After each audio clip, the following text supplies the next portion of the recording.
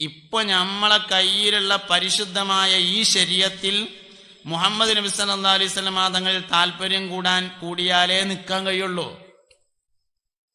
അല്ലാഹു സുബ്ഹാനഹു വ തആല നമുക്ക് ചെയ്ത ഏറ്റവും വലിയ നിഅമത്ത് ഖുർആനാണോ മുഹമ്മദ് നബിയാണോ എന്ന ഒരു ചർച്ച ബഹുമാനപ്പെട്ട സയ്യിദുനാ ഇബ്നു കസീർ റളിയല്ലാഹു അൻഹു തന്റെ തഫ്സീറിൽ നടത്തുന്നുണ്ട്.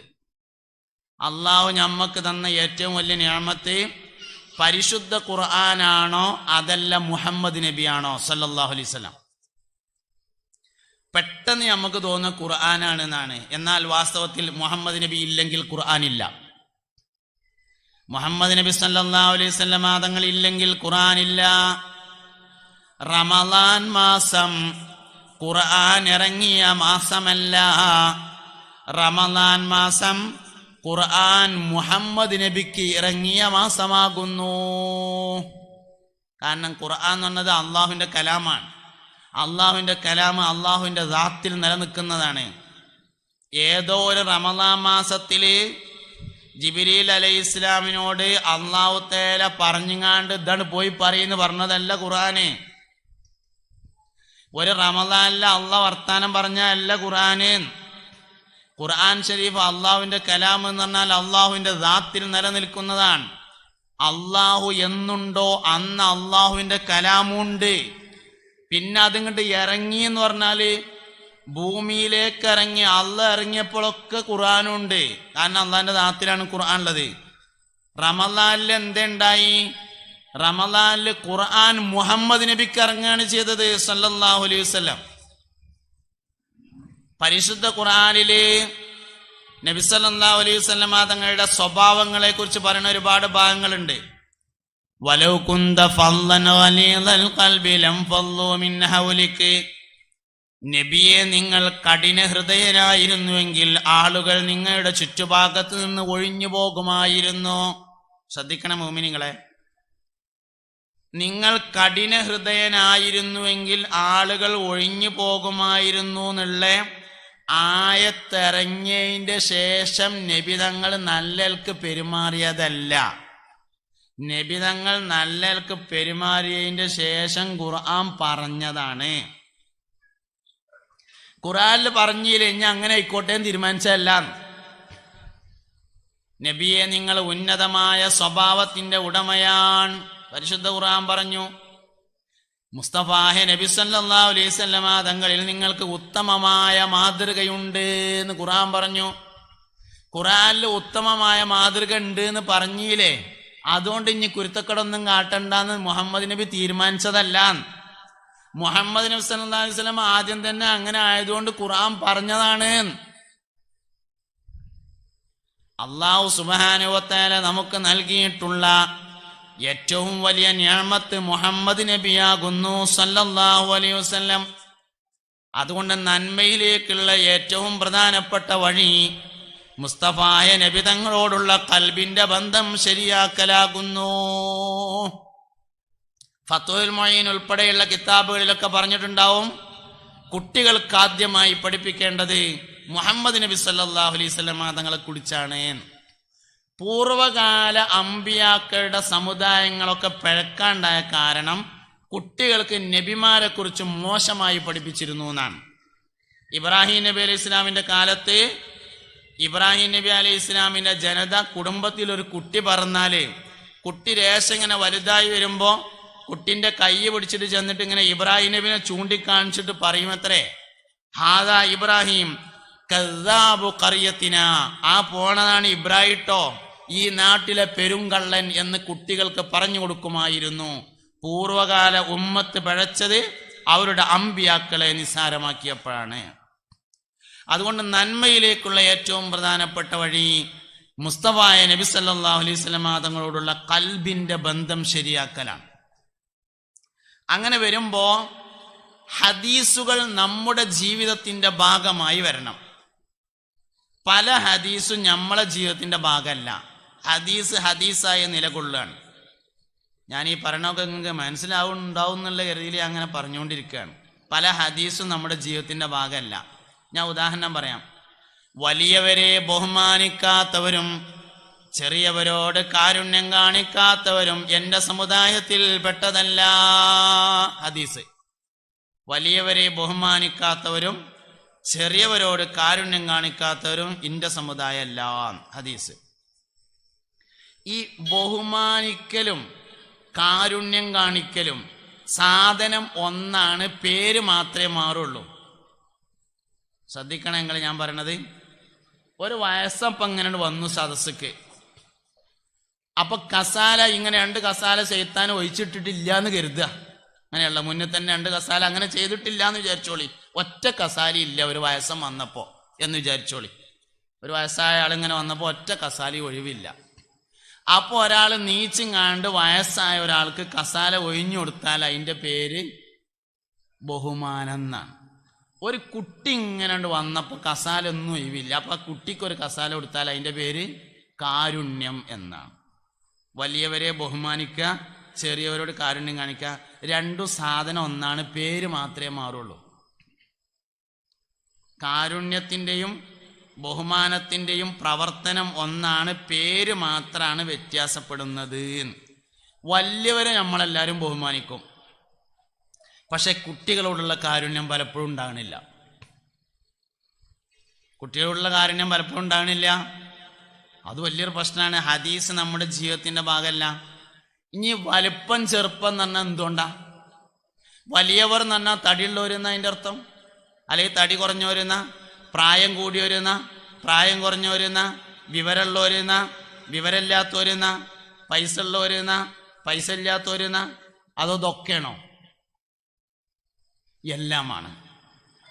എല്ലാമാണ് വാസ്തവത്തിൽ. അപ്പോ വലിയവരെ ബഹുമാനിക്കുക എന്നുള്ളതിന്റെ പരിധിയിൽ കുറേ കാര്യങ്ങൾ വരും. എന്തുകൊണ്ട് വലിയ ആളാണെങ്കിലും ബഹുമാനിക്കണം, എന്തുകൊണ്ട് ചെറിയ ആളാണെങ്കിലും കാരുണ്യം കാണിക്കണം. അപ്പൊ നിങ്ങളൊരു നാടൻ ഉദാഹരണം പരിശോധിച്ച് നോക്കി. ഒരു മോട്ടോർ സൈക്കിളിന്മേൽ പോണ ആളും ഒരു ഇന്നോവ കാറിൽ പോണ ആളും നോക്കിയാൽ ഒരാൾ വലുതും ഒരാൾ ചെറുതുമാണ്. ഇന്നോവയിൽ പോകുന്ന ആൾ വലിയ ആളാണ്. അപ്പൊ മോട്ടോർ സൈക്കിളുകാർ എന്ത് വിചാരിക്കണം? അയാളെ ബഹുമാനിച്ചുകൊണ്ട് അയാൾ ആദ്യം പോയിക്കോട്ടെ തീരുമാനിക്കണം. ഇന്നോവക്കാരൻ തിരിച്ചെന്ത് വിചാരിക്കണം? ചെറിയവരോട് കാരുണ്യം കാണിക്കണ്ടേ, മൂപ്പൻ ആദ്യം പോയിക്കോട്ടെ എന്നും തീരുമാനിക്കണം. വാസ്തവത്തിൽ തീരുമാനം നടക്കുന്നത് 2 ഓപ്പോസിറ്റാണ്. എല്ലാവർക്കും അവനാനെ കുറിച്ച് വലിയ മതിപ്പാണുള്ളത് എന്ന് വേറെല്ലാവരെ പറ്റി ഒരു അഭിപ്രായമില്ല. അതാണ് പ്രശ്നം. അവനാനെ പറ്റി ഭയങ്കര മതിപ്പാണ്. ഞാൻ വലിയ ആളാന്ന് എനിക്കറിയാം, പക്ഷെ വേറുള്ളവരെ ആരാന്നുള്ളത് അറിയണില്ല എന്നുള്ളതാണ് പ്രശ്നം. ഇത് നമ്മുടെ ജീവിതത്തിൽ മൊത്തം കാണും. ഹദീസ് നമ്മുടെ ജീവിതത്തിന്റെ ഭാഗമാണില്ല. പാലിൽ വെള്ളം ചേർക്കാൻ പാടില്ല. മുഅ്മിനീങ്ങളെ, പാലിൽ വെള്ളം ചേർക്കാൻ പാടില്ല. സയ്യിദുനാ ഉമർ ഇബ്നുൽ ഖത്താബ് റളിയല്ലാഹു അൻഹു ഒരു ദിവസം രാത്രി ഇങ്ങനെ ഇറങ്ങി നടക്കുന്നു. അപ്പോൾ ഒരു ഉമ്മാമയും ഒരു മോളും താമസിക്കുന്ന വീടിന്റെ അരികിലെത്തി. ഉമ്മാമ മോളോട് പാലിൽ വെള്ളം ചേർക്കാൻ നിർബന്ധിച്ചു കൊണ്ടിരിക്കുന്നു. മോള് പറയുന്നു, ഞാൻ പാലിൽ വെള്ളം ചേർക്കില്ല, അത് പരിശുദ്ധമായ ഇസ്ലാം വിരോധിച്ച കാര്യമാണ്. ഉമ്മാമ പറഞ്ഞു, മോളെ, ഈ അർദ്ധരാത്രി പാലിൽ തുള്ളി വെള്ളം വാർന്നാൽ ആര് കാണാനാണ്? മോള് പറഞ്ഞു, ആരും കാണുന്നില്ലെങ്കിലും അല്ലാഹു റബ്ബുൽ ഇസ്സത്ത് കാണുന്നതാണ്. ഇത് കേട്ടു ഉമർ ഖത്താബ് റളിയല്ലാഹു അൻഹു രാവിലെ തന്റെ മകനെ പറഞ്ഞയച്ചു പെണ്ണ് കാണാനെ. മോനെ പറഞ്ഞയച്ചു ആ വീട്ടിക്ക്, മോനെ ഇന്നോർത്ത് ഇന്നാലിന്റെ വീട്ടിലൊരു പെൺകുട്ടിയുണ്ട്, ഒന്ന് പോയി കണ്ടു, ആ പറ്റുമെങ്കിൽ എനിക്ക് കെട്ടാറ്.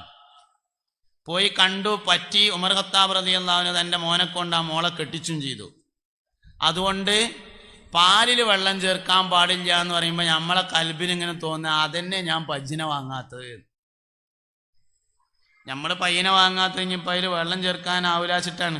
പക്ഷെ ഈ വെള്ളം ചേർക്കൽ പാലിന് മാത്രം ബാധകമാകുന്ന ഒരു സാധനമല്ല, സോപ്പിലും വെള്ളം ചേർക്കാൻ പാടില്ല. ഞാൻ അന്ന് ഉച്ചക്കൊരു ഹോട്ടലിൽ ഭക്ഷണം കഴിക്കാൻ കയറി കയ്യേക്കാൻ ചെന്നപ്പോൾ സോപ്പിൽ വെള്ളം പാർന്ന് വെച്ചിട്ടുണ്ട്. നല്ല കുപ്പിയിൽ സോപ്പിന്റെ വെള്ളം ഒഴിച്ചിട്ട് ബാക്കി വെള്ളം ഒഴിച്ചിട്ടുണ്ട്.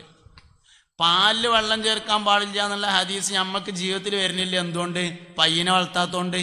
വാസ്തവത്തിൽ സോപ്പിലും വെള്ളം പാരാൻ പാടില്ല എന്ന് തന്നെയാണ് ഹദീസ്. അത് നമ്മളെന്താ മനസ്സിലാക്കാത്തത്?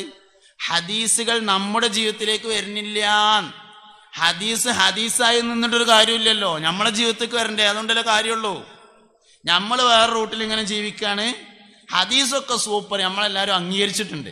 പാലിൽ വെള്ളം ചേർക്കാൻ പാടില്ല, 100% ശരിയാണ്. ജീവിതത്തേക്ക് വരുമ്പോൾ ആ കാര്യമൊന്നുമില്ല. ഇതെന്തൊരു പ്രശ്നം പിന്നെ? അതുകൊണ്ട് മുസ്തഫ നബി സല്ലല്ലാഹു അലൈഹി വസല്ലം തങ്ങളുടെ ജീവിത രീതി നമ്മുടെ ജീവിതത്തിലേക്ക് വരണം. അപ്പോഴേ നമ്മൾ നേരാവുള്ളൂ. അപ്പോ വാസ്തവത്തിൽ ഈ കുട്ടികൾ നന്നാവാൻ തോന കാര്യമൊന്നും ചെയ്യേണ്ട ആവശ്യമില്ല. കുട്ടികൾ നന്നാവാൻ കൂടുതൽ കാര്യമൊന്നും ചെയ്യേണ്ട ആവശ്യമില്ല. ഒരു 5 കാര്യം ചെയ്താൽ കുട്ടികൾ നേരാവും. വെറും 5 കാര്യം, 5 കാര്യം ചെയ്താൽ എല്ലാ കുട്ടികളും സാലിഹ്യങ്ങളാവും. ഒന്നാമത് ചെയ്യേണ്ട കാര്യം എന്താ വെച്ചാൽ നിയ്യത്ത് നന്നാക്കുക. നിയ്യത്ത് നന്നാക്കുക എന്ന് പറഞ്ഞാൽ എന്തിനാണ് കുട്ടി എന്ന തീരുമാനം കറക്റ്റാക്കുക. ഇപ്പം ഇരിക്കണ നമുക്ക് ഭൂരിഭാഗം ആൾക്കാർക്ക് ഒരു 80% ആൾക്കാരും കുട്ടികളുള്ളവരാണ്, കല്യാണം കഴിച്ചവരാണ്. ഏകദേശം മുഖത്ത് നോക്കുമ്പോൾ അങ്ങനെ മനസ്സിലാവുന്നുണ്ട്. അല്ലാത്തത് കുറച്ച് ആൾക്കാരുണ്ടാവും. നമുക്കിപ്പോൾ എന്തായാലും 1 കുട്ടി ഉണ്ടാവും, 2 കുട്ടി ഉണ്ടാവും, 3 കുട്ടി ഉണ്ടാവും. ഭാര്യ ഗർഭിണി ആയവരുണ്ടാവും, പുതിയ കല്യാണം കഴിച്ചിട്ട് കുട്ടിയാവാൻ വേണ്ടി ദ്വാരക്കണവരുണ്ടാവും. ഒക്കെ റെഡി. എന്തിനാ കുട്ടി? അതൊരു പ്രധാനപ്പെട്ട വിഷയമാണ്. എന്തിനാ കുട്ടി? എന്തിനാ കുട്ടി എന്ന് ആലോചിക്കുമ്പോൾ നമുക്ക് ആദ്യം കൽബക്ക് വരെ വയസ്സാവുമ്പോൾ നോക്കാൻ എന്നാണ്. നാളും പ്രായമായിട്ട് ഒരു മൂലൊക്കെ ആവുമ്പോൾ അല്ലെങ്കിൽ ആശുപത്രി കിടക്കുമ്പോൾ മരുന്നെടുത്ത് തരാൻ ഒരു കുട്ടി വേണ്ടേ എന്നാണ് ആദ്യം കൽബിൽ. അതിൽ ഒരുപാട് പ്രശ്നമുണ്ട്. ഒന്ന്, പ്രായമാകുമ്പോൾ ആശുപത്രിയിൽ കിടക്കണം എന്ന് ആദ്യം തീരുമാനിച്ചു വെച്ചിട്ടുണ്ട്.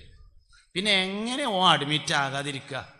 അതായത് രോഗിയായി തുടരുന്നതിൻ്റെ കാരണം രോഗിയായി തുടരാൻ ആഗ്രഹിക്കുന്നുണ്ട് എന്നതാണ്. ഞാൻ ഈ പറയണ നിങ്ങൾക്ക് മനസ്സിലായാൽ ജീവിതത്തിലെ വലിയ സൗഭാഗ്യവും. രോഗിയായി തുടരുന്നതിൻ്റെ കാരണം രോഗിയായി തുടരാൻ ആഗ്രഹിക്കുന്നുണ്ട്.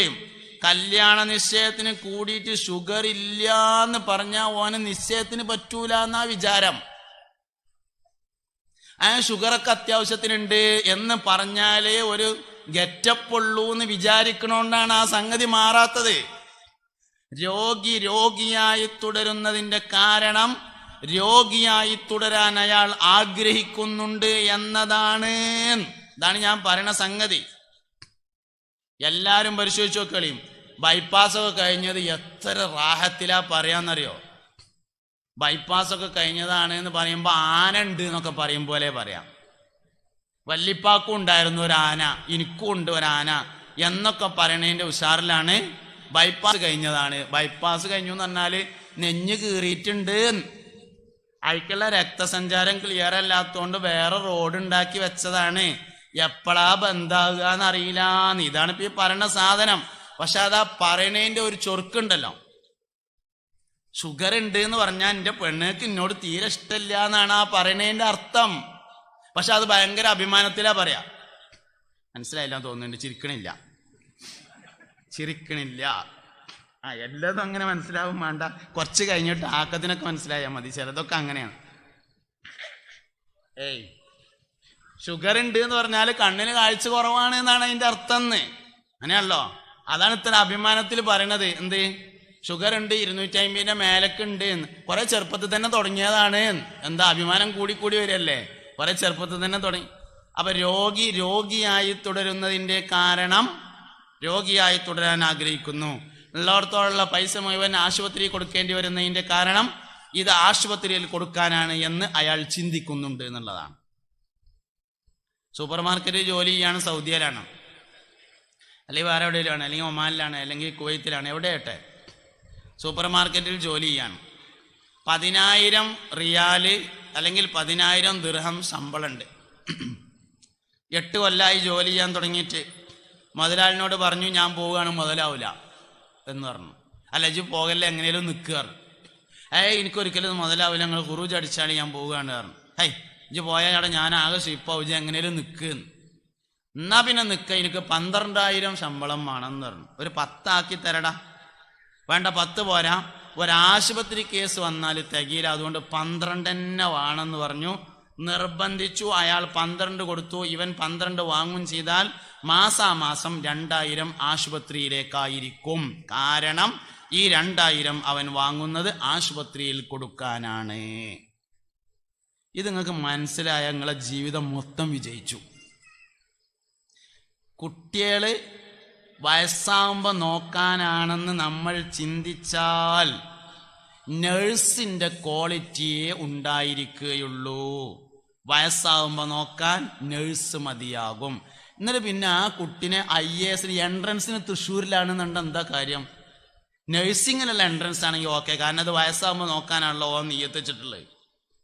അപ്പം ആദ്യം വേണ്ട എന്താ വെച്ചാൽ നീയത്ത് ക്ലിയർ ആക്കണം. കുട്ടികൾ നേരാവണമെങ്കിൽ പല നീയത്തും വെക്കാം, പക്ഷെ എല്ലാ നീയത്തിലും എന്തെങ്കിലുമൊക്കെ സംഭവിക്കും. ഇപ്പം നമ്മളെ പിന്നെ ജിഫ്രി തങ്ങൾ വാപ്പാൻ്റെ ഒരു പ്രസംഗത്തിൽ ഇപ്പോൾ 2 ദിവസം മുമ്പ് കേട്ടു.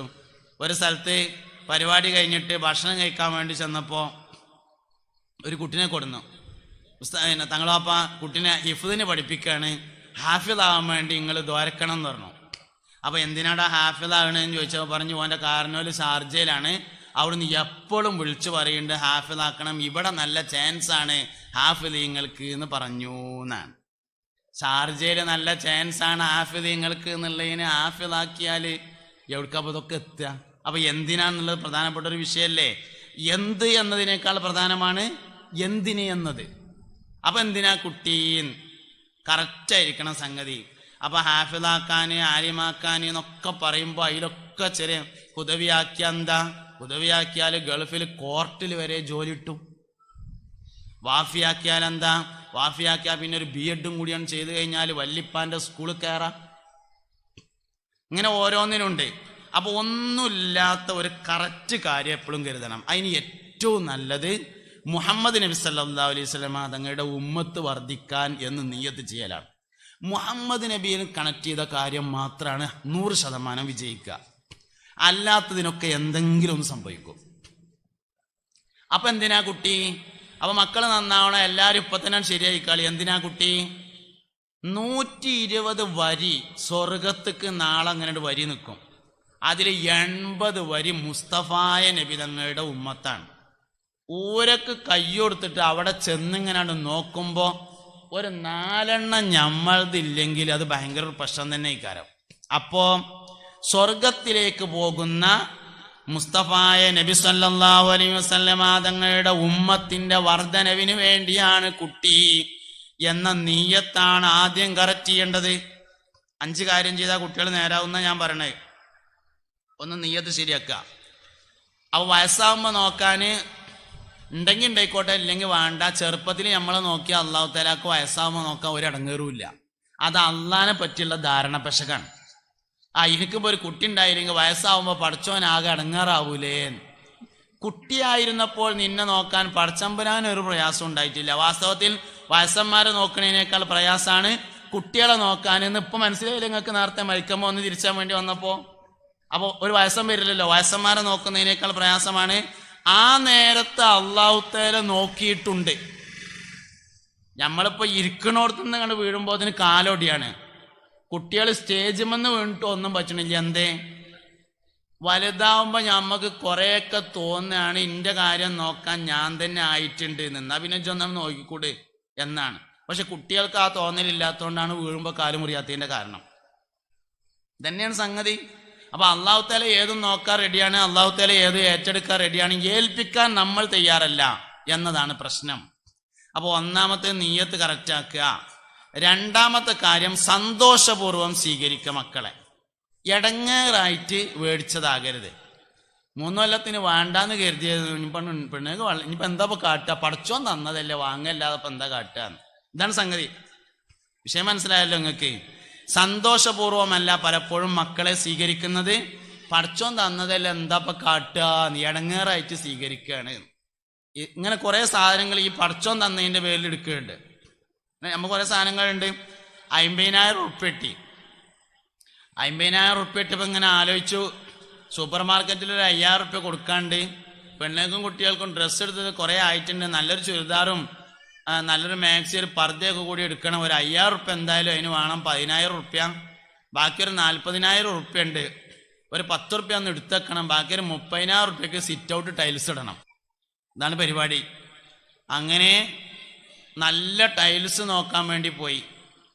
നല്ല ടൈൽസൊക്കെ നോക്കി കണ്ട് ഇഷ്ടപ്പെട്ട് മാർബോണൈറ്റ് തന്നെ ആയിക്കോട്ടെ എന്ന് തീരുമാനിച്ച് വിലയൊക്കെ പറഞ്ഞ് ഉറപ്പിച്ച് കായ് കൊടുക്കാൻ വേണ്ടി നോക്കുമ്പോൾ പോക്കറ്റിൻ്റെ അടിയിലുണ്ട് ഒരു ഓട്ട. പൊയ്ക്കണു സാധനം. അപ്പോഴാണ് ഓൻ പറയുക, എന്താ ഇപ്പൊ കാട്ട, പടച്ചോന്റെ ഒരു വിധിയല്ലേ. 50,000 ഉറുപ്പ്യ മിഞ്ഞാന്ന് കിട്ടിയത് പടച്ചോന്റെ വിധിയല്ല, ഇത് ഓട്ടേ കൂടെ ചാടിയത് മാത്രം പടച്ചോന്റെ വിധിയായി. ഇതന്നെയാണ് പ്രശ്നം. അരമണിക്കൂർ പല്ലുവേദന ഉണ്ടാകുന്നത് പടച്ചോന്റെ വിധിയാണ്. 23.5 മണിക്കൂർ ഒന്നുമില്ലാതെ നടന്നത് പടച്ചോന്റെ വിധിയല്ല. തന്നെ സംഗതി പറയണത്. ഇത് നമ്മളെ കുട്ടികളുടെ കാര്യത്തിൽ നമുക്ക് സംഭവിക്കുന്നുണ്ട്. എന്താ ഇപ്പൊ കാട്ട, പടച്ചോന്റെ വിധിയല്ലേ. വെള്ളം വാരാൻ വേണ്ടി, വെള്ളം കോരാൻ വേണ്ടി മറിയാമു കിണറ്റുംകരക്കൊക്കെ ചെന്നപ്പോ റംലാനെ കണ്ടപ്പോ പറഞ്ഞു, റംലേ സംഗതി പറ്റിച്ചു എന്നാ തോന്നണത് കേട്ടോ, ഈ മാസം കുളി ഉണ്ടായിട്ടില്ല. പിന്നെ ആ കുട്ടി എങ്ങനെ നമ്മളെ പറ്റിച്ചാതിരിക്കുക? സിറാത്ത് പാലം കിടക്കുമ്പോ കജിമ പിടിക്കാനാന്നാ നമ്മളെ വിചാരം. പക്ഷെ അത് വയറ്റിൽ കടന്നപ്പോ നമ്മൾ വിചാരിച്ചത് പറ്റിക്കാൻ വരുന്ന സാധനമാണ് എന്നാ. സന്തോഷപൂർവ്വം സ്വീകരിക്കുന്നില്ല. നിങ്ങൾ എന്ത് പറഞ്ഞിട്ടും കാര്യമില്ല, അത് വലിയൊരു പ്രശ്നമാണ്. മക്കളെ സന്തോഷപൂർവ്വമല്ല നമ്മൾ ഏറ്റെടുക്കുന്നത്. എടങ്ങേറായിട്ട് വേറെ വയ്യിൽ കല്യാണം കഴിഞ്ഞിട്ട് ആദ്യം എടുക്കുന്ന തീരുമാനം 3 കൊല്ലത്തിന് കുട്ടി വേണ്ടെന്നാണ്. 20 ദശലക്ഷം ഇനം ജന്തുക്കൾ അള്ളാന്റെ ദുന്യാവിലുള്ളതിൽ കുട്ടികൾ ഉണ്ടാകരുത് എന്ന് കരുതി ഇണചേരുന്ന ഏക ജീവി മനുഷ്യൻ മാത്രമാണ്. വേറെ ഒരു ജീവിയും മക്കൾ ഉണ്ടാവരുതേ എന്ന് കരുതി ഇണചേരാറില്ല എന്നതാണ്. അതുകൊണ്ട് കുട്ടികളെ സന്തോഷപൂർവ്വം ഏറ്റെടുക്കണം. അതാണ് രണ്ടാമത്തെ കാര്യം. മൂന്നാമത്തെ കാര്യം നല്ല പേരിടുക എന്നുള്ളതാണ്. നല്ല പേരിടുക എന്ന് പറഞ്ഞാലേ നല്ല ഉദ്ദേശത്തിൽ പേരിടുക എന്നാണ്. എന്തിട്ടു എന്നല്ല, എന്തിനിട്ടു എന്നുള്ളതാണ് പ്രധാനപ്പെട്ട കാര്യം. ഒരു പേരിട്ടു, ആ പേര് എന്തിനിട്ടതായിരുന്നു? അബ്ദുൽ മുത്തലിബ് മുസ്തഫ നബി സല്ലല്ലാഹു അലൈഹി വസല്ലം തങ്ങൾക്ക് പേരിട്ടപ്പോ ഖുറൈശികൾ ചോദിച്ചല്ലോ, എന്തേ ഈ പേരിട്ടത്? അപ്പോൾ അബ്ദുൽ മുത്തലിബ് പറഞ്ഞു, അറത്തു അൻ യഹ്മിദഹു മൻ അലൽ അബ്റാർ, ഭൂമി ലോകത്തുള്ള എല്ലാവരും ഈ കുട്ടിയെ സ്തുതിക്കണമെന്നാണ് എൻ്റെ ഉദ്ദേശം എന്ന് പറഞ്ഞു. അതിനാണ് ഈ പേരിട്ടത്. വാസ്തവത്തിൽ സംഭവിക്കാതാണ്. മഹ്ശറയില് കോടിക്കണക്കിന് മനുഷ്യന്മാരുണ്ടാവും, കോടാനക്കോടിക്കണക്കിന് മനുഷ്യന്മാര്. അവര് ആദം വല്ലിപ്പാന്റെ അടുത്ത് പോവും, ഇബ്രാഹിം നബി, മൂസാ നബി, ഈസാ നബി, നൂഹ് നബി, എല്ലാ അമ്പിയാക്കളുടെ അടുത്തും പോയിട്ട് നിങ്ങളൊന്ന് പറയോ ഈ ചെമ്പിന്റെ തറയെന്നൊന്ന് കഴിച്ചലാവാന്? ആ പറയാൻ പോണേല് ഫിറഔനുണ്ട്, നമ്രൂദുണ്ട്, ഖാറൂനുണ്ട്, അബൂജാഹിലുണ്ട്, എല്ലാരും ഉണ്ട്. ഇവിടുന്ന് ഒന്നാണ് പോയാൽ മതി, നരകത്ത് കായാലും വേണ്ടില്ല, നിങ്ങളൊന്ന് പറയോന്ന്. എല്ലാരും കൊണ്ട് കൈയൊഴിയും. അവസാനം മുഹമ്മദ് നബിയുടെ അടുക്കൽ ചെല്ലും സല്ലല്ലാഹു അലൈഹി വസല്ലം. ഇങ്ങളല്ലാതെ വേറെ ആരുമില്ല, ഒന്ന് പറയോന്ന് ചോദിക്കും.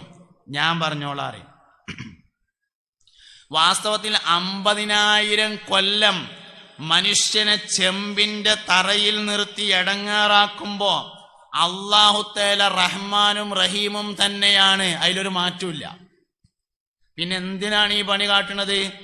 മുഹമ്മദ് നബിയെ ലോകത്ത് എല്ലാ മനുഷ്യരും സ്തുതിക്കുന്ന രംഗത്തിൽ മാത്രമേ ഹിസാബ് ആരംഭിക്കുന്നുള്ളൂ. എന്തേ കാരണം? അബ്ദുൽ മുത്തലിബ് പേരിട്ടപ്പോ എന്ത് കരുതിയിരുന്നു? അറത്തു അൻ യഹ്മിദഹു മൻ അലൽ ഖബറാ. പേര് പോലെയാണ് കാര്യങ്ങൾ ഇരിക്കുന്നത്. പേര് വളരെ പ്രധാനമാണ്. അപ്പോ പേര് നല്ല പേരിടുക എന്ന് പറയുമ്പോൾ നമുക്കൊരു പരിപാടി ഉണ്ട്. അറബിയിൽ 28 അക്ഷരങ്ങളാണ്, വേറൊരു അഭിപ്രായത്തിൽ 29 അക്ഷരമുണ്ട്. ലാം അലിഫ് എന്നുണ്ടൊരു അവസാനത്തെ അക്ഷരം കൂടിയുണ്ട്. അറബിയിലുള്ള 28 അക്ഷരത്തിൽ നിന്ന് നമ്മക്കിഷ്ടമുള്ള 3 അക്ഷരം കൂട്ടിങ്ങാണ്ട് അതിൻ്റെ അർത്ഥം അങ്ങനെ തിരഞ്ഞെടുക്കുകയാണ്. പറഞ്ഞു കൊടുത്തില്ലെങ്കിൽ ഉസ്താദ് പറ്റ മോശക്കാരനായി. ഉസ്താദ് ഇപ്പോൾ ഡിക്ഷണറി മുഴുവൻ കാണാതെ പഠിച്ചിങ്ങാണ്ട് നടക്കല്ലേ. ഇനി അത് മാത്രമല്ല, ഈ പറയണ സാധനത്തിന്റെ അർത്ഥം ഡിക്ഷണറിയിൽ ഉണ്ടാവില്ല. അത് ഞാൻ അറബിയിൽ മാത്രമല്ല ഏത് ഭാഷയിലും ഇല്ല. ഇപ്പൊ ചെന്തുക്കാരൻ എന്നുള്ളതിന്റെ അർത്ഥങ്ങൾ മലയാളം ഡിക്ഷണറിയിലൊന്ന് കാണിച്ചു തന്നാണ്. ഇന്ന ചെന്തുക്കാരൻ. പോത്താമ്പി എന്നുള്ളതിന്റെ അർത്ഥം ഒന്ന് കാണിച്ചു തന്നാണ്. ഇന്ന പോ എന്നുള്ളത് മലയാളല്ലേ, താ എന്നുള്ളത് മലയാളല്ലേ, ബി എന്നുള്ളത് മലയാളല്ലേ. എന്നാ പോത്താമ്പി ഏതെങ്കിലും ഡിക്ഷണറി തെരഞ്ഞാൽ കാണുമോ? കിട്ടൂല. നമ്മളൊരു 3 അക്ഷരം അറബി കൂട്ടിങ്ങാതിൻ്റെ അതിൻ്റെ അർത്ഥം തിരഞ്ഞാൽ എവിടുന്നാ കിട്ടുക? ഐക്കേറെ ആദ്യം തന്നെ അർത്ഥമുള്ളത് ഇടലല്ലേ നല്ലത്. അപ്പൊ അങ്ങനെയല്ലോ. ഇനി പേരിടുക എന്ന് പറയുമ്പോൾ നല്ല പേര് എന്ന് പറഞ്ഞാൽ നല്ല അർത്ഥമുള്ളതൊന്നുമല്ല, നല്ല ചരിത്രമുള്ള പേര്. അതാണ് ഒന്നാം സ്ഥാനത്ത് വരുന്ന പേര്. ഇത് ആരെ പേരാണ് എന്ന് പഴയകാലത്തെ മനുഷ്യന്മാര് നന്നായിന്റെ പ്രധാന കാരണം പോലെ പേരെന്നെയാണ്. ഒരു 10 പേരങ്ങനെ നോക്കിയാൽ അതിലൊന്ന് മുഹിയുദ്ദീൻ ഉണ്ടാവും, അല്ലെങ്കിൽ മീദീൻ ഉണ്ടാവും, മൊയ്തുണ്ടാവും, മീദീൻ കുട്ടി ഉണ്ടാവും, കുഞ്ഞി മെയ്തി ഉണ്ടാവും. ഇതൊക്കെ സാധനം ഒന്നാണ്, അസ്ല് കൊണ്ട് ഒന്നാണ്. ആ പേരിന്റെ ഗുണം ഓൽക്കുണ്ടാവും. 10 വീട്ടിൽ നോക്കിയാൽ ഒന്ന് അബൂബക്കർ ഉണ്ടാവും, പോക്കർ ഉണ്ടാവും, ബക്കർ ഉണ്ടാവും, കുഞ്ഞിപ്പോക്കർ ഉണ്ടാവും. ഇതൊക്കെ സാധനം ഒന്നാണ്. അതിന്റെ ഗുണം ഉണ്ടാവും. പേരിന്റെ ഗുണം എന്തായാലും മനുഷ്യനുണ്ടാവുമെന്ന്. അപ്പൊ എന്ത് ഉദ്ദേശത്തിലാണ് പേരിട്ടിരിക്കുന്നത് എന്നത് പ്രധാനപ്പെട്ട ഒരു കാര്യമാണ്. ഒരാളെ പേര് കണ്ടാൽ ഏകദേശം അവന്റെ സ്വഭാവം അറിയാൻ വേണ്ടി പറ്റും. മഹാനായ ശംസുൽ ഉലമന്റെ അടുത്ത് എൻ്റെ നാട്ടില് ഞങ്ങളെ മദ്രസന്റെ സെക്രട്ടറി ഉണ്ട് അബൂബക്കർ. അവര് കുറെ മുമ്പ് ശംസുൽ ഉലമനെ കാണാൻ വേണ്ടി ചെന്നു. അങ്ങനെ പോലെ മുമ്പിൽ ഇങ്ങനെ ശംസുൽ ഉലമന്റെ മുമ്പിൽ ഇങ്ങനെ ഇരുന്നപ്പോൾ അബൂബക്കർ ലേശം ബാക്കിലിരുന്നു. അപ്പൊ ഇങ്ങനെ ഓരോരുത്തരും പേരിങ്ങനെ ചോദിച്ചു, എൻ്റെ പേരെന്താ, എൻ്റെ പേരെന്താ, എൻ്റെ പേരെന്താ, അങ്ങനെ ഓരോരുത്തരും പേര് ചോദിച്ചു. അവസാനം അബൂബക്കറിന്റെ അവിടുത്തെ അബൂ എന്നാണ് വിളിക്കുക, പേര് അബൂബക്കർ എന്നാണ്. അബൂവിന്റെ അടുത്ത് എത്തിയപ്പോൾ എൻ്റെ പേരെന്താ ചോദിച്ചപ്പോ അബൂബക്കർ എന്നാണ് പറഞ്ഞു. എന്നങ്ങോട്ട് മുന്നിക്കുവാന്ന് പറഞ്ഞു. പേര് അബൂബക്കറായിട്ട് പിന്നെ പോയിരിക്കുകയെന്ന് ചോദിച്ചു. മുന്നിക്ക് ഇരിക്കാൻ പറഞ്ഞു. 3-ാം തവണയും ഞങ്ങളുടെ മദ്രസയുടെ ജനറൽ സെക്രട്ടറിയായി അദ്ദേഹം തിരഞ്ഞെടുക്കപ്പെട്ടു. പേരിൽ ചില കാര്യങ്ങൾ ഇരിക്കുന്നുണ്ട്. ഇതാണ് നല്ല പേരിടുക എന്ന് പറഞ്ഞാൽ. പിന്നെ അത് പറയും അടുത്തത് പേരിന്റെ അർത്ഥം ചോദിക്കലേ. കാരണം വാട്സപ്പിലെ പരിപാടി കിട്ടൂല, ഇന്ത്യ കിട്ടൂല. സബീന മറിച്ചു വെച്ചാളി, അതിൽ ബദരീങ്ങളെ പേരുണ്ടാവും. പറ്റുന്നത് നോക്കിയിട്ട് ബദരീങ്ങളെ പേരാണെന്ന് കരുതിയിട്ട് ഇട്ടോളി. 1,24,000 അമ്പിയാക്കളെ അള്ളാഹു തആല അയച്ചിട്ടുണ്ട്. 25 ആളെ പേര് ഖുർആനിൽ പറഞ്ഞിട്ടുണ്ട്. അത് നോക്കിയിട്ട് പറ്റുന്നത് നോക്കിയിട്ട് ഇട്ടാളി, ഒരു കുഴപ്പമില്ല. നമുക്ക് അതൊന്നുമല്ല നോട്ടം. വാപ്പാന്റെ പേരുമെന്നൊരക്ഷരം, ഉമ്മാന്റെ പേരുമെന്നൊരക്ഷരം, കുഴപ്പമൊന്നുമില്ല. നല്ല കിട്ടുകയാണെങ്കിൽ ഞാൻ അതിനെതിരൊന്നുമല്ല. മനുഷ്യൻ കേൾക്കാൻ പറ്റിയ പേരാവണം, അതൊക്കെ വേണ്ട തന്നെയാണ്. മനുഷ്യന്മാരോട് പറയാൻ പറ്റിയ പേരാവണം, മനുഷ്യന്മാർ കേൾക്കാൻ പറ്റിയതാവണം. പേരിന് ഒരുപാട് കാര്യങ്ങൾ ശ്രദ്ധിക്കണം, അതൊക്കെ വേണം. പക്ഷെ ചരിത്രവുമായി അതിനെ ബന്ധപ്പെടുത്തുക എന്നുള്ളത് പ്രധാനപ്പെട്ട ഒരു വിഷയമാണ്. ആരുടെ പേര്? നഫീസത്തുൽ മിസ്രിയയുടെ പേര്, റാബിയത്തുൽ അദവിയയുടെ പേര്, ഫാത്തിമ ബീവിന്റെ പേര്, ആയിഷ ബീവിന്റെ പേര്, സൈനബ ബീവിന്റെ പേര്, എന്താണോ പേര് അപ്പൊ നല്ല പേരിടുക എന്ന് ചുരുക്കം. അത് പ്രധാനമാണ്. അതാണ് 3-ാമത്തെ. 4-ാമത്തെ കാര്യം ഹലാലും ത്വയ്യിബുമായ ഭക്ഷണം തിന്നാൻ കൊടുക്കുക. ഹലാലും ത്വയ്യിബുമായ ഭക്ഷണം തിന്നാൻ കൊടുക്കുക. ഭക്ഷണം ഹലാലായാൽ പോരാ, ഭക്ഷണം ത്വയ്യിബാണ്. ഭക്ഷണം ഹലാലായാൽ പോരാ, ഭക്ഷണം ത്വയ്യിബാവണം. എല്ലാ ഹലാലും ത്വയ്യിബാവൂല, എല്ലാ ത്വയ്യിബും ഹലാലായിരിക്കും. എല്ലാ ഹലാലും എന്തല്ല? ത്വയ്യിബല്ല. എല്ലാ ത്വയ്യിബും ഹലാലാണ്. ക്ഷണിക്കാത്ത കല്യാണത്തിന് പോകാം. ഇജ്ജ് പറയാൻ മറന്നാലും ഞാൻ വരാൻ മറക്കണ്ടെന്ന് കരുതിയിട്ടാണ് പോന്നതാണ് എന്നും പറയാം. പക്ഷെ ചോറ് കഴിക്കരുത്, അഭിമാനമില്ലാത്ത ഭക്ഷണം കഴിക്കരുത്. പിന്നെ ചില സമയത്ത് കഴിക്കൽ അഭിമാനമായി മാറുന്ന സ്ഥലം ഉണ്ടാവും, അങ്ങനത്തെ സ്ഥലത്ത് കഴിക്കാം, അല്ലെങ്കിൽ കഴിക്കരുത്. അഭിമാനമില്ലാത്ത ഭക്ഷണം ത്വയ്യിബാവൂല. വയലൊക്കെ കഴിഞ്ഞിട്ട് ചോറ് കഴിക്കാൻ വേണ്ടി പെരേ ചെന്നപ്പോ പറഞ്ഞു, ഞാൻ ഇവിടെ ഉണ്ടായിരുന്നില്ല, തൃശ്ശൂരായിരുന്നു, ഇപ്പൊ വന്നിട്ടുള്ളൂ, മോലിയർക്ക് ചെലവ് വേണമെന്ന് ഓല് ഇപ്പോഴാണ് അങ്ങോട്ട് വിളിച്ചുങ്ങാണ്ട് പറയണത്. ഓലൊക്കെ വേണ്ട പണിയുണ്ട്, പിന്നെ നമ്മൾ തയ്യാറാക്കല്ലാതെ വേറെന്താ കാട്ടുക. ഞാൻ പറഞ്ഞു, ഞാൻ എൻ്റെ സ്വന്തം വണ്ടിയിലാണ് വന്നിട്ടുള്ളത്, പോകുമ്പോൾ ഹോട്ടലിൽ നിന്ന് കഴിച്ചോണ്ട് ഞാൻ പോവുകയാണ് പറഞ്ഞു. അഭിമാനമില്ലാത്ത ഭക്ഷണം കഴിക്കാൻ പാടില്ല. ത്വയ്യിബാവൂല, ത്വയ്യിബാവൂല. അതന്നെയാണ് പ്രശ്നം. അതുകൊണ്ട് ത്വയ്യിബായ ഭക്ഷണം തന്നെ വളരെ വിശാലമാണ്. ഹലാലായ എല്ലാ സാധനവും ത്വയ്യിബാവൂല, ത്വയ്യിബേ കഴിക്കാവൂ. ഹലാല് ജായിസാണ്, നന്നാവണമെങ്കിൽ ത്വയ്യിബായിരിക്കണം. ഇതിപ്പോ എന്താ വെച്ചാലേ, ചൈനയിൽ സാധനം ഇറക്കിയിട്ട് ജപ്പാന്റെ സ്റ്റിക്കർ ഒട്ടിച്ച് വിറ്റിട്ട് അതുകൊണ്ട് പൈസ ഉണ്ടാക്കിയിട്ട് കുട്ടികൾ നന്നാവാൻ വേണ്ടിയിട്ട് പള്ളിക്കൊക്കെ 250 ഉറുപ്പ്യ. സാധനം ചൈനയിൽ നിന്ന് ഇറക്കിയത്, എന്നിട്ട് സ്റ്റിക്കർ ഇവിടെ പ്രസ്സിന്ന് പ്രിന്റ് ചെയ്തിക്കാണ് ജപ്പാൻ. എന്നിട്ട് അത് ഒട്ടിച്ച് കണ്ട് വിറ്റിക്കുക.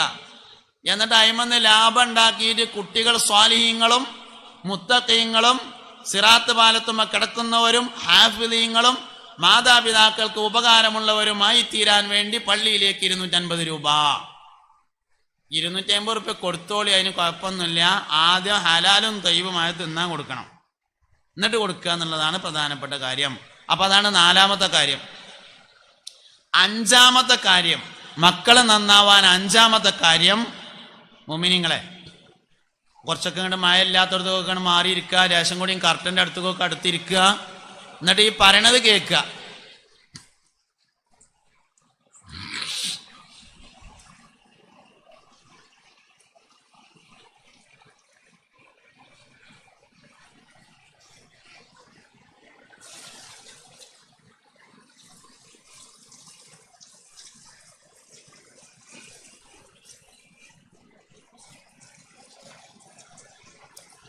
या नबी सलाम अलैकुम, या रसूल सलाम अलैकुम, या हबीब सलाम अलैकुम, सलावातुल्लाह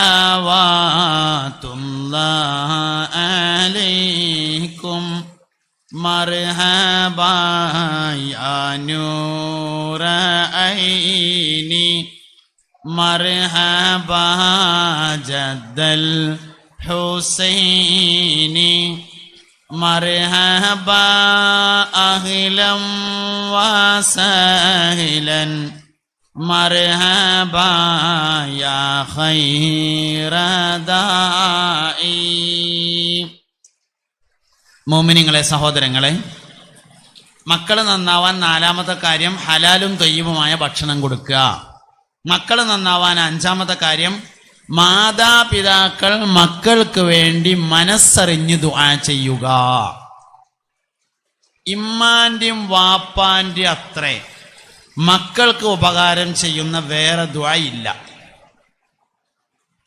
ഉമ്മാരും മനസ്സറിഞ്ഞ് ദോരുന്ന എല്ലാ കുട്ടികളും സ്വാലിഹീങ്ങളായിട്ടുണ്ട്. ഉമ്മാര് മനസ്സറിഞ്ഞ് ദോരുന്ന എല്ലാ കുട്ടികളും നന്നായിട്ടുണ്ട്. ബഹുമാനപ്പെട്ട ഇമാമുന ശാഫിഈ റളിയല്ലാഹു അൻഹുവിന്റെ വിജയത്തിന്റെ പിന്നിലെ രഹസ്യം ഉമ്മാന്റെ ദുആയാണ്. ബഹുമാനപ്പെട്ട സയ്യിദുനാ മാലിക് റളിയല്ലാഹു അൻഹുവിന്റെ വിജയത്തിന്റെ പിന്നിലെ രഹസ്യം ഉമ്മാന്റെ ദുആയാണ്. ഉമ്മാര് മനസ്സറിഞ്ഞ് നോക്കിയ എല്ലാ കുട്ടികളും നേരായിട്ടുണ്ട്. നമ്മള് ഹജ്ജിനും ഉംറക്കും പോയാല് മക്കത്തുനിന്ന് വരുമ്പോ കന്നാസില് സംസം വെള്ളം കൊണ്ടുവരും. വാപ്പാക്ക് ആശുപത്രി കിടക്കുമ്പോ കുടിക്കാന്, ഭാര്യ ഗർഭിണിയായി പ്രസവത്തിന് അഡ്മിറ്റാക്കിയ കുടിക്കാന്, വല്ലിപ്പ മരിച്ചുമ്പോ തൊട്ടുകൊടുക്കാന് സംസം വെള്ളം കൊണ്ടുവരും. അതിന്റെ പിന്നില് ഒരു ഉമ്മ കുട്ടിക്ക് വേണ്ടി ദുആറുന്ന ഒരു ദുആയാണുള്ളത്. ഒരുമ്മ തന്റെ മകന് വേണ്ടി ചെയ്ത ഒരു ദുആയാണ് സംസമിന്റെ പിന്നിൽ കിടക്കുന്ന രഹസ്യം. മാഉ സംസമിൽ ലിമാ ശുരിബ ലഹു, സംസം വെള്ളം എന്തിനാണോ കുടിച്ചത് അതിനെല്ലാം പറ്റുമെന്ന് ഹബീബുനാ റസൂലുള്ളാഹി സ്വല്ലല്ലാഹു അലൈഹി വസല്ലമ പഠിപ്പിച്ചിരിക്കുന്നു.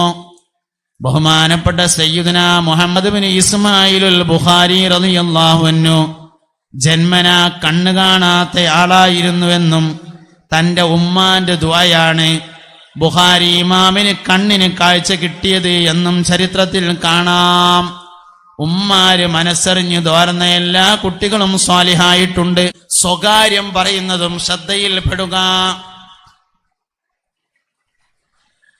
രാത്രി കിടന്നുറങ്ങുമ്പോഴും പകൽ സമയത്തുറങ്ങുമ്പോഴും ഒക്കുന്ന റൂമിൽ വാതിൽ കുറ്റിയിടാൻ ഇഷ്ടപ്പെടുന്നതായി ശ്രദ്ധയിൽ വരിക. രാവിലെ അടിച്ചു വാരുന്ന സമയത്ത് ചന്ദനത്തിരി കത്തിച്ചതിന്റെ വാസനയോ പേപ്പർ കത്തിച്ചതിന്റെ റൂമിനകത്ത് കാണുക. വീട്ടിൽ മക്കളുടെ താമസിക്കുന്ന റൂമില് പരിചയമില്ലാത്ത ബോക്സുകളോ പെട്ടികളോ കടലാസുകളോ ശ്രദ്ധയില്ല. പരിചയമില്ലാത്ത പെട്ടികൾ കാണാണ്ട്, ചെറിയ ബോക്സുകള്, ചെറിയ പെട്ടികള്, ഇത് ശ്രദ്ധയിൽപ്പെടുക. ഈ 10ൽ ഒരു കാരണമുണ്ടെങ്കിൽ മയക്കുമരുന്ന് ഉപയോഗമുണ്ടോ എന്ന് സംശയിക്കുകയും 10ൽ നിന്ന് 3 കാരണം ഒരു കുട്ടിയിൽ ഒരുമിച്ച് കൂടിയിട്ടുണ്ടെങ്കിൽ ആ കുട്ടി മയക്കുമക്കുന്നുണ്ട് എന്ന് ഉറപ്പിക്കുകയും വേണം. അയൽവാസികളല്ല, അവനാന്റെ വാപ്പാരെ ഉറപ്പിക്കണം എന്നാ ഞാൻ പറഞ്ഞത്. അയൽവാസികൾ ഉറപ്പിച്ചാൽ പ്രസിഡന്റ് പറഞ്ഞ മാതിരിക്കാരം. അതുകൊണ്ട് ഇതൊക്കെ നോക്കാൻ ഒഴിവുള്ള ചെങ്ങായിന്റെ പേരാണ് വാപ്പാന്ന്. നോക്കാൻ ഒഴിച്ചിയുടെ പേരാണ് ഉമ്മാൻ. ഉമ്മാന്റെ ശ്രദ്ധയിൽപ്പെട്ടാല് വാപ്പാനോട് പറയാൻ തയ്യാറുള്ള പെണ്ണിന്റെ പേരാണ് മാതാവ്. അതിനൊഴിവില്ലാത്തൊരു പുതിയാപ്പിള പുതിയെണ്ണ്. അതിന് ഈയാതി പണിയൊന്നും വേണ്ട. പുതിയാപ്പിളയും പുതിയെണ്ണ തന്നെ ഓഡിറ്റോറിയം ഒഴിവുള്ള ദിവസം ബുക്ക് ചെയ്യുക, നല്ല മൂരിക്കുട്ടിയെ വാങ്ങുക, കുട്ടൻ ബിരിയാണി വെക്കുക, ചെറിയൊരു മഴയും കൂടി ഉണ്ടെങ്കിൽ ഉഷാറായി പുതിയാപ്പിളയാവുക, പുതിയെണ്ണാവുക. അപ്പയാകാൻ അത്രയൊന്നും പണി അല്ല, അതിലേറെ വലിയ പണിയാ. ഉമ്മയാവാൻ അതിലേറെ വലിയ. ഒന്നാമത്തെ അടയാളം ശാരീരികമായ ആകർഷണം ഉണ്ടായിട്ടുണ്ട് എന്നതിന്റെ അടയാളം കാണിക്കും. ശാരീരികമായ ആകർഷണം എന്ന് പറഞ്ഞാൽ ഒരു മനുഷ്യൻ മറ്റൊരു മനുഷ്യനെ ശാരീരികമായി ആകർഷിക്കുന്നത് 3 കാര്യങ്ങളായിരിക്കും. ഒന്നുകിൽ സംസാരമാണ്, അല്ലെങ്കിൽ സംസ്കാരമാണ്, അല്ലെങ്കിൽ സ്വഭാവമാണ്. 3 സാധനമാണ് ആകർഷിക്കുക. ഉമ്മ, ഞങ്ങളെ വീട്ടിൽ ഞങ്ങളെ സ്കൂളിലുണ്ട് നല്ല തടിയുള്ള ഒരു കുട്ടി, നല്ലോണം പഠിക്കുന്നു എന്ന് പറഞ്ഞാൽ തടി ആകർഷിച്ചു എന്നാണ് അതിന്റെ അർത്ഥം. ഇതിനെയാണ് ഫിസിക്കൽ അട്രാക്ഷൻ എന്ന് പറയുന്നത്. ഒന്നാമതൊരു കുട്ടി കാണിക്കുന്നത് ശാരീരിക ആകർഷണത്തിന്റെ അടയാളം പറയും ഉമ്മാനോട് അല്ലെങ്കിൽ വാപ്പാനോട് പറയും, ഇങ്ങനെ ഉണ്ടായി. അപ്പോൾ പ്രശ്നമൊന്നുമില്ല, എന്നാലോ പ്രശ്നമാകാതെ നോക്കുക എന്നുള്ളത് വാപ്പാന്റെയും ഉമ്മാന്റെയും ഡ്യൂട്ടിയാണ്. ശാരീരിക ആകർഷണം ഉണ്ടായിട്ടുണ്ടെങ്കിൽ പറയും കുട്ടികൾ വീട്ടിൽ വന്നിട്ട്, ഞങ്ങളെ ക്ലാസ്സിൽ നല്ലൊരു കുട്ടിയുണ്ട്, ഉസ്സാൽ സംസാരം ആകർഷിച്ചിരിക്കുന്നു എന്നാണ് അതിന്റെ അർത്ഥം. ഇതിനെയാണ് ശാരീരികമായ ആകർഷണം എന്ന് പറയുന്നത്. ആദ്യം സംഭവിക്കുന്ന അതാണ്. രണ്ടാമത് സംഭവിക്കുന്നത് ഒരുപോലെയാവാനുള്ള താല്പര്യമുണ്ടാവും. ഒരുപോലെയാവാൻ താല്പര്യം എന്ന് പറഞ്ഞാൽ കണ്ടുകൊണ്ടിരിക്കാൻ ഉണ്ടായ വ്യക്തിയെ കാണാനുള്ള താല്പര്യം കൂടും. ഒരു ദിവസം ബസ് സ്റ്റോപ്പിൽ ബസ് കാത്തുന്നപ്പോ കണ്ടു, കുഴപ്പമില്ല. രണ്ടാമത്തെ ദിവസം കണ്ടു, മൂന്നാമത്തെ ദിവസം കണ്ടു, കുഴപ്പമില്ല. നാലാമത്തെ ദിവസം കാണാൻ വേണ്ടി നിന്നു, കുഴപ്പമാണ്. അത് കുഴപ്പമാണ്. അതാണ് കാണാൻ വേണ്ടി നിൽക്കുന്നതായി ശ്രദ്ധയിൽപ്പെടുന്നു. അതായത് ആ പറയപ്പെട്ട തടിയനുണ്ടോ എന്ന് നോക്കണം. ഒഴിവുള്ളവന്റെ പേര് വാപ്പ, അല്ലാത്തവന്റെ പേര് പുതിയാപ്പിള. ക്ലിയറാണ്, സംഗതി വളരെ ക്ലിയറാണ്. മൂന്നാമത്തെ അടയാളം കാണിക്കും. അത് കഴിഞ്ഞാൽ മൂന്നാമത്തെ അടയാളം കാണിക്കും. അതായത് കുട്ടികൾക്ക് ഇപ്പം എന്നോട് ചെറിയ ദേഷ്യമൊക്കെ എന്ന് തോന്നുന്നുണ്ടാവും. ഇതെന്തിനാ പറഞ്ഞു വെച്ചാൽ ഇതിലെങ്ങനെ പെടുന്നതെന്ന് മനസ്സിലാക്കി വെച്ചാൽ വളരെ സൗകര്യ. ഫിസിക്കൽ അട്രാക്ഷൻ എന്ന ശാരീരിക ആകർഷണം പ്രശ്നമുള്ളതല്ല. രണ്ടാം ഘട്ടത്തിലേക്ക് കടക്കുന്നത് മുതൽ പ്രശ്നമായി. അതുകൊണ്ട് ഫിസിക്കൽ അട്രാക്ഷൻ, ശാരീരിക ആകർഷണീയത ഉണ്ടാവാം. അപ്പൊ ഞാൻ അങ്ങനെ ഭയങ്കര ബടായൊക്കെ പറഞ്ഞ് വയലൊക്കെ പറഞ്ഞ് സൂപ്പർ വയല് നിങ്ങൾക്ക് തോന്നുകയാണെങ്കിൽ അത് ഫിസിക്കൽ അട്രാക്ഷനാണ്. പക്ഷെ നമ്പർ തിരഞ്ഞടന്നാൽ പ്രശ്നം വേറെയാണ്. ഞാൻ എടുക്കൂല, ഫോണ് വേറെയാണ്. രണ്ടാം സ്റ്റേജാണ്, സമ്മതിക്കൂല. ഇത് നമുക്ക് മനസ്സിലായ കുറെ ഗുണുണ്ട്. അപ്പൊ രണ്ടാം സ്റ്റേജിലേക്ക് കടക്കാൻ അനുവദിക്കരുത്. ഇത് മനസ്സിലായാൽ രണ്ടാം സ്റ്റേജിൽ തന്നെ നമുക്ക് അവസാനിപ്പിക്കാൻ പറ്റും പരിപാടി. അത് കഴിഞ്ഞാൽ മൂന്നാമത്തെ അടയാളം കാണിക്കും. മൂന്നാമത്തെ അടയാളം എന്ന് പറയുന്നത് ഒന്നിച്ചു ചേരാനുള്ള താല്പര്യം കാണിക്കും. ഒന്നിച്ചു ചേരാനുള്ള താല്പര്യം എന്ന് പറഞ്ഞാല് ഒരുപോലെയാകാനുള്ള താല്പര്യം എന്ന് പറഞ്ഞാല്, നാളെ ഞാൻ സ്കൂൾക്ക് വരൂല എന്ന് ഓള് പറഞ്ഞു, അല്ലെങ്കിൽ ഓൻ പറഞ്ഞു. അപ്പൊ ഓൾക്കും ഇങ്ങനെ തോന്നുന്നുണ്ട് നാളെ എന്നാ സ്കൂൾക്ക് പോകാനാവൂല. ഇതാണ് ഒരുപോലെയാകാനുള്ള താല്പര്യം. സ്വാഭാവികമായും അന്ന് നേരം വെളുക്കുമ്പോഴത്തേന് തലവേദന സ്റ്റാർട്ട് ചെയ്യും. ഒറിജിനൽ തലവേദന കേട്ടോ, ഡ്യൂപ്ലിക്കേറ്റ് ഒന്നല്ല. മനസ്സിനനുസരിച്ചാണ് എല്ലാ കാര്യവും വർക്ക് ചെയ്യുക. ഒറിജിനൽ തലവേദന ഉണ്ടാവും, പോവില്ല. പോയില്ലെങ്കിൽ ഒരു കുഴപ്പമില്ല. തലവേദന ഉള്ളന്ന് പോണ്ട, എല്ലാ ദിവസവും പോകണമെന്നൊന്നുമില്ല, നല്ലോണം പഠിച്ചാൽ മതി. പോയിട്ടില്ലെങ്കിൽ എന്ത് ചെയ്യണം? ഒരു 11:15 അമ്മ ഫോൺ എടുത്തിട്ടൊന്ന് ക്ലാസ് ടീച്ചറെ വിളിക്കണം. ടീച്ചറെ, മൈമൂനാക്ക് തലവേദനയാണ്, ഓളിന്ന് സ്കൂൾക്ക് വന്നിട്ടില്ല, ഇന്ന് എന്തൊക്കെ പാടെടുത്തു വെച്ചാൽ ഓള് കുട്ടിയോട് ചോദിച്ച് പഠിച്ചോളാന്ന് പറഞ്ഞിട്ടുണ്ട്, ബാക്കിയുള്ള ഇല്ലേ? അപ്പൊ ടീച്ചർ പറഞ്ഞു, അല്ല ഇന്ന് ഒരു കുട്ടിയും കൂടി ലീവ് ഉണ്ട്. സംതിങ് റോങ് സംഭവിച്ചുകൊണ്ടിരിക്കുന്നു. മൂന്നാം അടയാളം കാണിച്ചിരിക്കുന്നു. നോക്കാൻ ഒഴിവുള്ളവന്റെ പേര് വാപ്പ. പുതിയാപ്പിളാരായിട്ട് ഇങ്ങനെ നടന്നോളി, വാപ്പയായിട്ട് നടക്കാൻ കുറച്ച് പണി ഉണ്ടാവും. എന്നിട്ട് അവസാനം നമ്മളിങ്ങനെ ബേജാറാകുകയാണ്, ചെയ്യേണ്ടതൊന്നും ചെയ്യാതെ. അഞ്ചാമത്തെ അടയാളം എന്ന് പറഞ്ഞാൽ പരിശ്രമമാണ്. മുജാഹദത്ത് എന്നാണ് അതിന് പറയാം. അതായത് സ്കൂൾ വിട്ട് വന്നപ്പോണ്ട് ഒരു നോട്ട്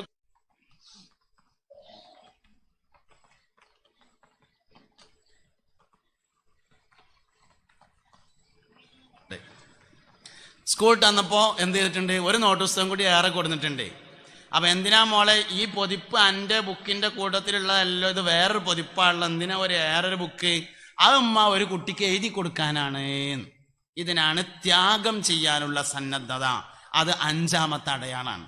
അത് കാണിച്ചു കഴിഞ്ഞാൽ ശരീരത്തിൽ ഡോപ്പമിൻ ഹോർമോൺ പ്രൊഡ്യൂസ് ചെയ്യുന്നു എന്നാണ് അതിൻ്റെ അർത്ഥം.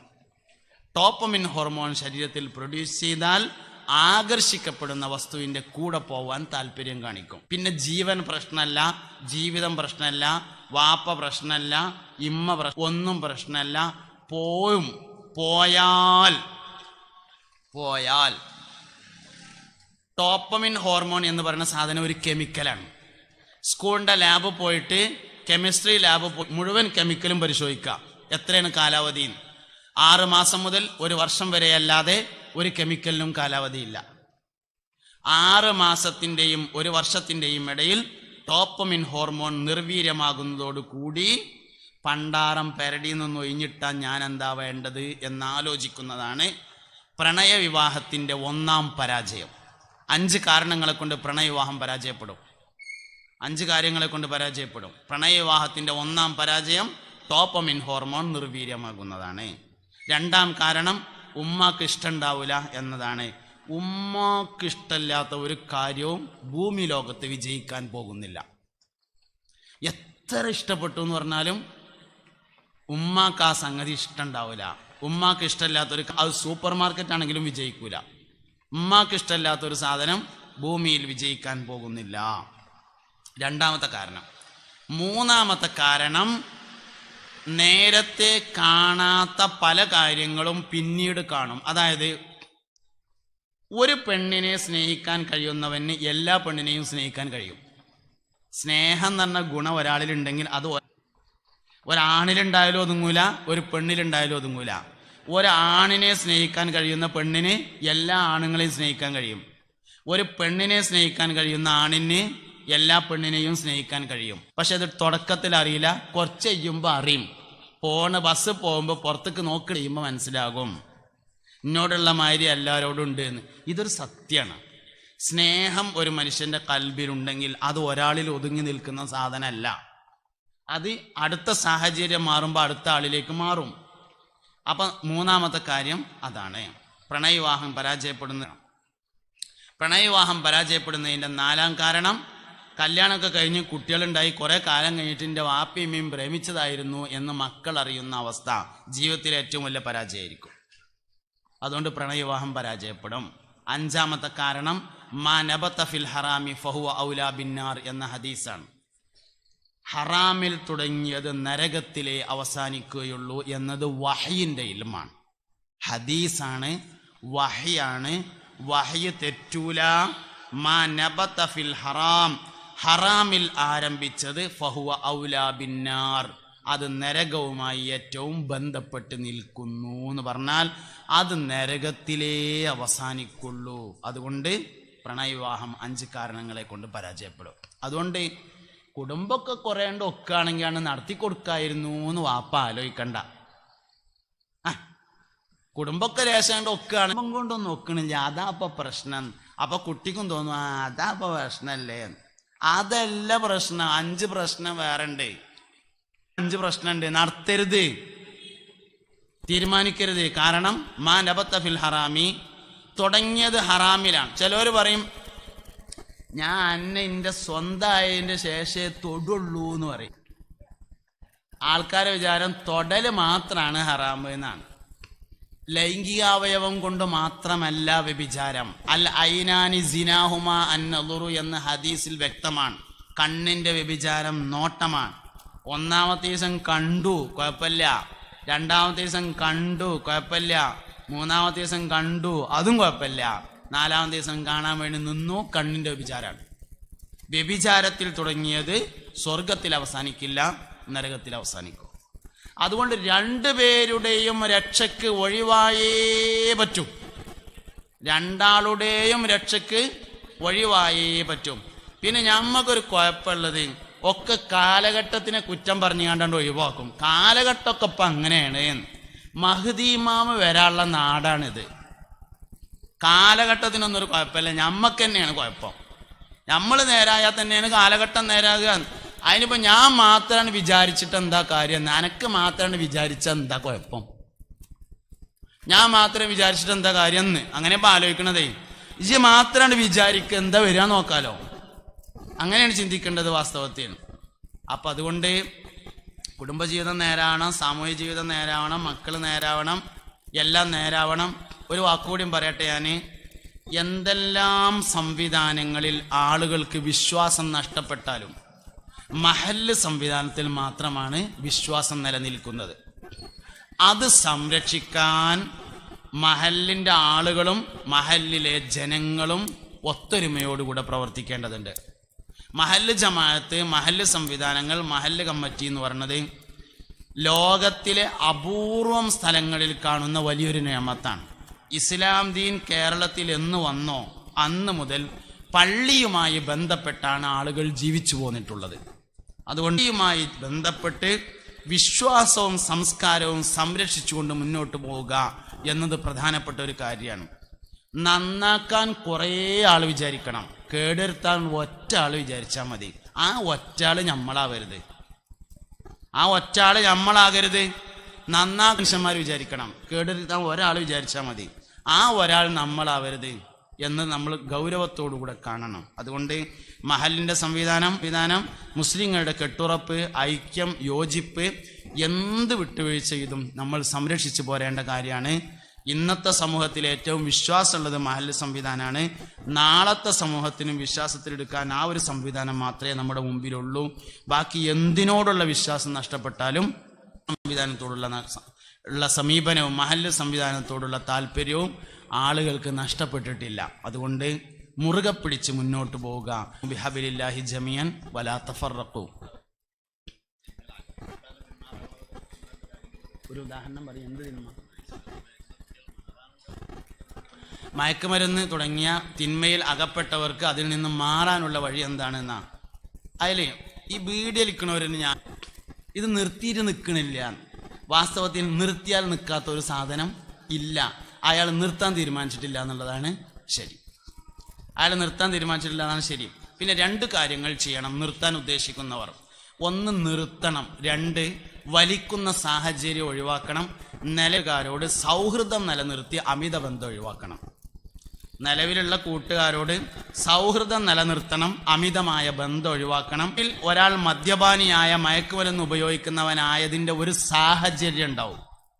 ആ സാഹചര്യത്തിൽ നിന്ന് മാറി നിൽക്കുകയും വേണം. ഈ രണ്ട് കാര്യം. ഒരാൾ നന്നാവാൻ കൂടുതൽ സമയം വേണ്ട, ഒരു സെക്കൻഡ് സമയമാണ് സ്വാലിഹാവാൻ ആവശ്യമുള്ളത്. ഒറ്റ സെക്കൻഡ്. ഒരു സെക്കൻഡ് തരുമോ ഞാൻ സാലിഹ് ആയിക്കോളാന്ന് മനുഷ്യൻ പറയുന്ന ഒരു രംഗം ഖുർആനിലുണ്ട്. എല്ലാവർക്കും അറിയാതെ. വൽ തഫദി സാഖ് ബിസാഖ് വലന്ന അന്നഉൽ ഫിറാഖ്. മരണത്തിന്റെ നേരം മനുഷ്യൻ ചോദിക്കും റബ്ബറതനി ഇലാ അജലിൻ ഖരീബ് ഫഅസ്സദ്ദഖ വഅകും മിനസ് സ്വാലിഹീൻ. ഒരു സെക്കൻഡ് തരുമോ ഞാൻ സ്വാലിഹാവാം. സ്വാലിഹാവാൻ എത്ര സമയം വേണ്ടുള്ളൂ? അതൊരു തീരുമാനമാണ്. ഇന്നു മുതൽ ഞാൻ നന്നാവാൻ തീരുമാനിച്ചു എന്ന് പറഞ്ഞാൽ ആ സെക്കൻഡ് മുതൽ അവൻ്റെ ജീവിതം മാറും. ഒരു മനുഷ്യൻ്റെ ജീവിതം മാറുന്നു എന്നതിൻ്റെ ഏറ്റവും പ്രധാനപ്പെട്ട അടയാളം നാവടങ്ങിയിരിക്കലാണ്. ഒരാൾ നന്നാവുന്നതിൻ്റെ ഏറ്റവും പ്രധാനപ്പെട്ട അടയാളം നാവ് അടങ്ങിയിരിക്കലാകുന്നു. നാവാണ് മനുഷ്യനെ വഴികേടിലാക്കുന്ന ഏറ്റവും പ്രധാനപ്പെട്ട വസ്തു. ശൈത്താൻ മനുഷ്യ ശരീരത്തിൽ നിന്ന് ആദ്യമായി സ്വാധീനിക്കുന്നത് നാവിനെയാണ്. അതുകൊണ്ട് നന്മയുടെ ഏറ്റവും പ്രധാനപ്പെട്ട അടയാളം നാവടങ്ങിയിരിക്കുക എന്നതാണ്.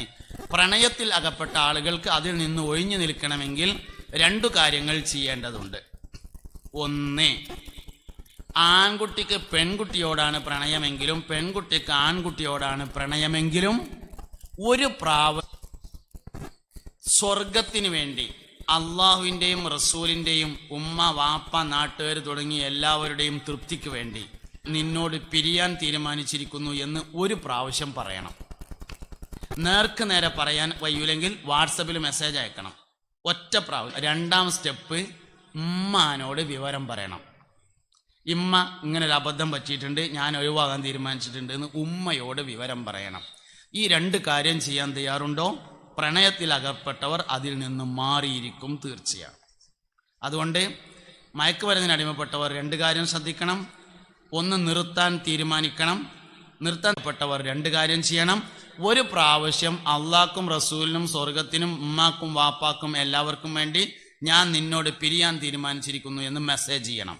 എന്നിട്ട് ഉമ്മാനോട് ആ വിവരം പറയും വേണം. എന്നാൽ 2 കാര്യത്തിൽ നിന്നും രക്ഷപ്പെടാൻ കഴിയും. അള്ളാഹു നാഫിയായ ഇൽമിനെ തരട്ടെ.